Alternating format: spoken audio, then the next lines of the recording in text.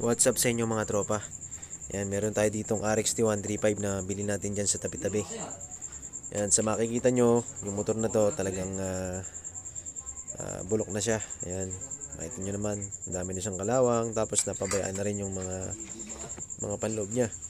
Kaya marami na rin siyang mga katas. Yan. So papalit na natin yan ng mga oil seal. Yan, ganun din yung kanyang gulong. Saka yung kanyang paint, papalitan natin yan. Yan. Pero ang kinama naman dito, buo naman yung nakuha nating mga standard naman yung nakuha nating mga kuryente.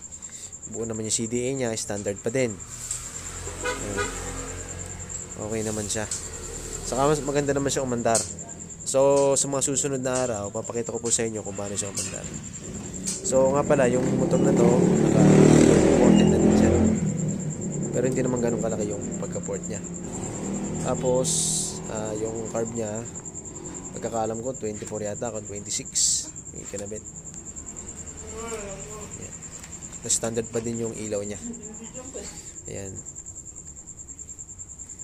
So all goods naman, maganda naman yung pagkakabili dito sa presyo na binigay natin. Ayan. Ayan, tapos ito yung mga gamit. Ayan.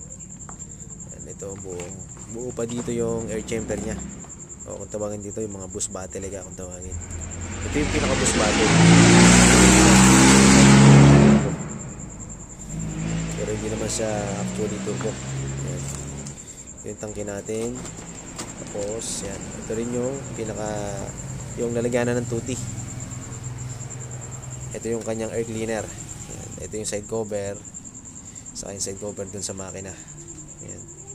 So kakamitin natin to lahat ng mga pyesa na pwede nating mabili sa online. Yan. So gagawin natin tong standard lahat. Yan. Medyo malaki-laking budget itong ito naman yung kanyang makina. Yan. Kinalis na natin yung makina mula dito. Yan. Tapos binabaklas na natin dito yung kanyang mga kuryente. Kasi pipinturahan natin, i-refresh natin yung kanyang batalya. Pero nakadoktong. Ibig sabihin, ito lang ang dalawa. Para sa mas maganda. Nakadoktong to. At mas malinis tingnan. Lumigis natin, Carlo. Kinakalis na natin. Talagang napakadumi ng motor na to. Ito kasi hindi na natin. Tapos hindi lang kita sa camera yung pinaglagyan ng makina. Puro ano siya. Puro grasa. Puro mga langis. Dami. Yan. Yan, standard pa din yung mga kuryente na yan. Kaya all goods. Panalo tayo dito sa pagkakabili natin dito sa ating RXT 135. Yan. So nga pala, ang pangalan po ng motor na to ay RXT 135 na gawa ng Yamaha. Ito po ay 2-stroke engine. Kilala po yung motor na to nung mga 90s. Yan. So sa ngayon, bihira na lang yung mga ganitong may mga motor ngayon. Kasi era na ngayon ng 4-stroke. So ang gagawin natin dito, i-restore natin to, papagandahin natin. So hanggang saan nang abutin ng budget natin. Kasi gustong-gusto ko talaga yung motor na ito.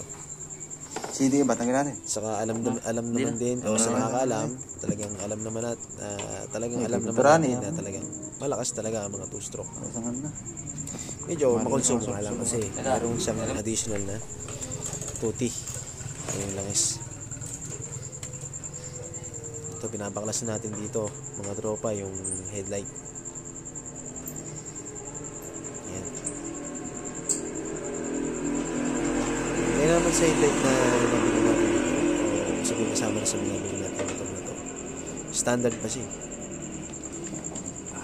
Talagang kung ano mismo yung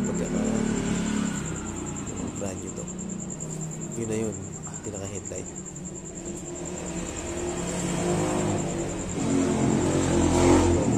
So abangan nyo na lang yung ibang mga update natin sa motor na to, sa ating RXT 135. Yun. Sabi mo yan.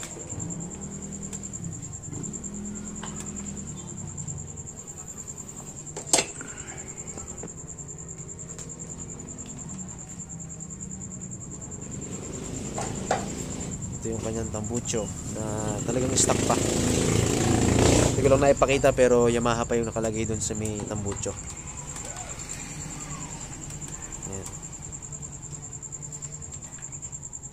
Pakakalas na po natin dito. Ang primer lang pa to, konti-konti na lang. Filter, meron ako ron. Kaya papahanin mo pang patong na. Oo. Aray, ito. Eh, tino ka. Camper ba yan? Original ba? Original yan. Ayan, tabi mo. Kompleto ba laman loob niyan? Ha? Kompleto laman loob?